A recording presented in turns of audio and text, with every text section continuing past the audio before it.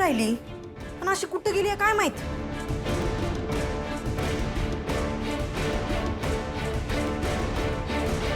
कमळे, कमळे अगं कुठे होतीस तू? आणि मी केव्हापासून तुझी वाट बघायलोय. अगं इकडं पिक्चर बी संपला तरी बी तुझा काही पत्त्याच नाही. मला काळजी वाटत होती तुझी. नाही म्हणजे ऋषी सर होतं तुझ्या संग, त्याच्यामुळे काही टेन्शनचं काम नाही. पण आता मन काय राहतंय वय. अगं काय झालं, तू अशी गप काय आहेस?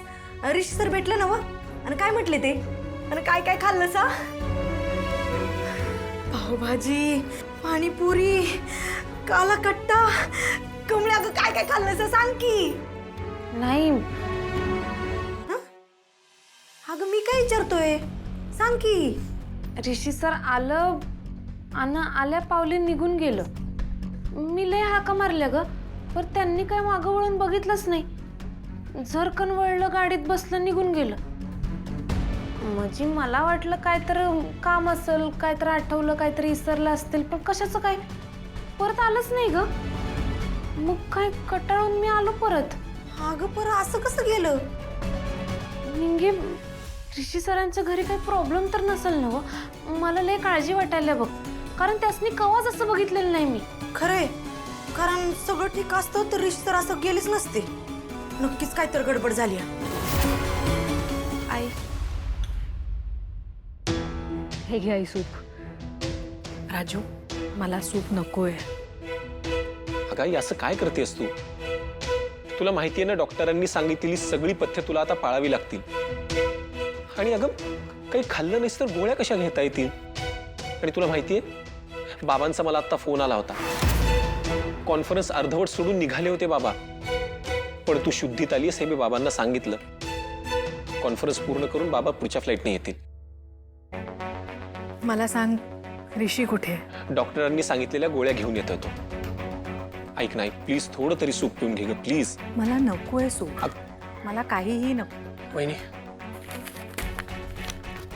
आई ओकेस ना तू? या, आय एम बेटर. रोहित, मला ना ऋषीशी काहीतरी बोलायचंय. प्लीज तुम्ही सगळे थोडा वेळ बाहेर बसता. ओके ओके, आम्ही जातो बाहेर. ऋषी, तुला माहितीये ना आपल्याला आईला स्ट्रेस द्यायचा नाहीये, लक्षात राहील ना? रोहित, कळतंय मला सगळं, आणि इतकी काळजी नको करूस. आय एम मच बेटर नाव. आत्ता प्लीज थोडा वेळ जरा बाहेर बसा ना प्लीज.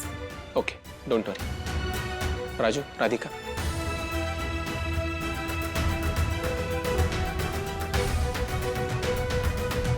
ऋषी, आई मला माहितीये तुला कशाबद्दल बोलायचंय. माहितीये ना, मग मान्य का करत नाहीयेस ऋषी? आई प्लीज प्लीज मला समजून घे आई. आई हा माझ्या आयुष्याचा प्रश्न आहे.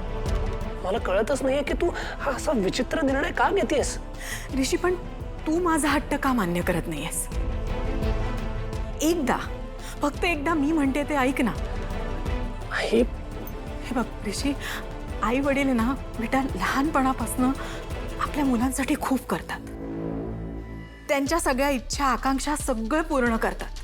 त्यांच्याकरता धडपडत असतात. मग आयुष्यात कधीतरी अशी वेळ येते जेव्हा आई वडील जे म्हणतात ते आपल्याला करायला लागतं. मग आज जेव्हा तुझ्या आईचा एक छोटासा हट्ट आहे तो तू पूर्ण नाही करू शकत का?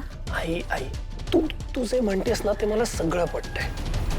आई तुझं सगळं म्हणणं मी ऐकेन, पण माझा एकच प्रश्न आहे, व्हाय आणि का? कालपर्यंत आई तू रिधिमाशी लग्न कर म्हणून माझ्या मागे लागली होतीस, आज अचानक अनिका कशी आली मध्ये? ऋषी, प्रश्नाचं उत्तर हे प्रश्न नसतं. मला माहितीये तुझ्या मनात हे सगळे प्रश्न येत आहेत, पण ऋषी जस्ट ट्रस्ट मी वन्स. मी आत्ता तुला तुझ्या कुठल्याच प्रश्नाचं उत्तर नाही देऊ शकत.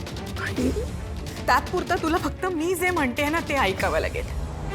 ऋषी, मी आत्ता आपल्या सगळ्यांचा, आपल्या फॅमिलीचा विचार करून हे डिसिजन घेतलंय. Believe me Rishi, it's a perfect match. Perfect match और परफेक्ट डील. आई मला कळत नाहीये की तू हा निर्णय नक्की का घेतेस.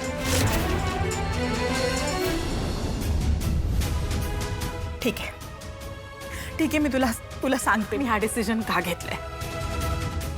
ऋषी, आपल्या प्राजूसाठी.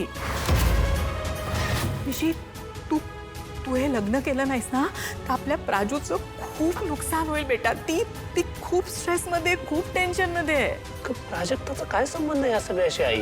आहे ऋषी, प्राजूचाच संबंध आहे आणि खूप खूप जवळचा संबंध आहे ऋषी. ऋषी, तुला सांगू का, ती नालायक कामिनी आहे ना ऋषी, तिच्याकडे आपल्या प्राजू बरोबर जो अतिप्रसंग झाला होता ना तो व्हिडिओ आहे. आणि ती गेले अनेक दिवस मला ब्लॅकमेल करतेय. मला म्हणते तू जर ऋषीचं आणि अनिकाचं लग्न केलं नाही ना तर मी हा व्हिडिओ व्हायरल करून टाकेन. ऋषी, असं झालं ना तर आपल्या प्राजूची खूप बदनामी होईल रे बेटा. तिचं काय होईल आयुष्यात. ऋषी, तू प्लीज लग्नाला हो म्हण.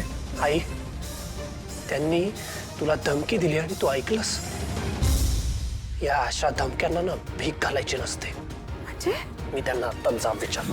हे ऋषी नाही, ऋषी असं करू आई, नकोस. तुला माहिती नाही ती बाई काही करू आई, तू शकते. घाबरू ऋषी, ती नकोस. काही नाही होणार, नालायक काही नाही आहे. होणार. नाही ऋषी, आपल्या प्राजूची खूप बदनामी आई, नको. एक मिनिट थांब. ऋषी, काय करतो ऋषी, नको. हॅलो, माझ्या आईला धमकी देऊन ना चूक केली तुम्ही. परिणाम भोगायला तयार राहा. पोलीस स्टेशन मध्ये भेटू. ऋषी इनामदार काय दाखवतो तुम्हाला. आता इंटरनेटवर एका व्हिडिओमुळे मोठी खळबळ माजली. या व्हिडिओमध्ये एक मुलगा एका मुलीवर बळजबरी करताना दिसतोय आणि ही मुलगी इनामदार इंडस्ट्रीजच्या सर्वेसर्वा नयनतारा इनामदार यांची मुलगी प्राजक्ता असल्याचं बोललं जातंय. आई,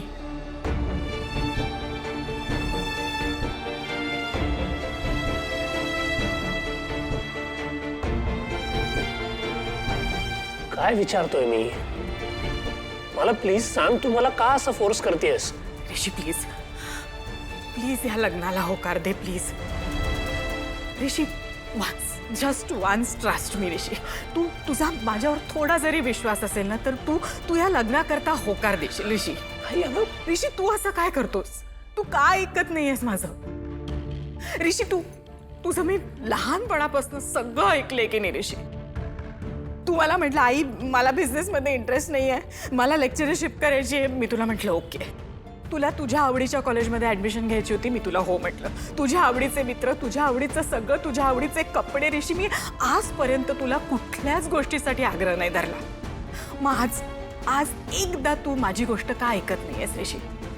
एकदा ऋषी, मी हात जोडते हवं तर, पण प्लीज तू या लग्नाला होकार दे ऋषी. आई, तू शांत हो आधी. पॅनिक करू नकोस. डॉक्टरांनी काय सांगितलंय? प्लीज काम डाऊन.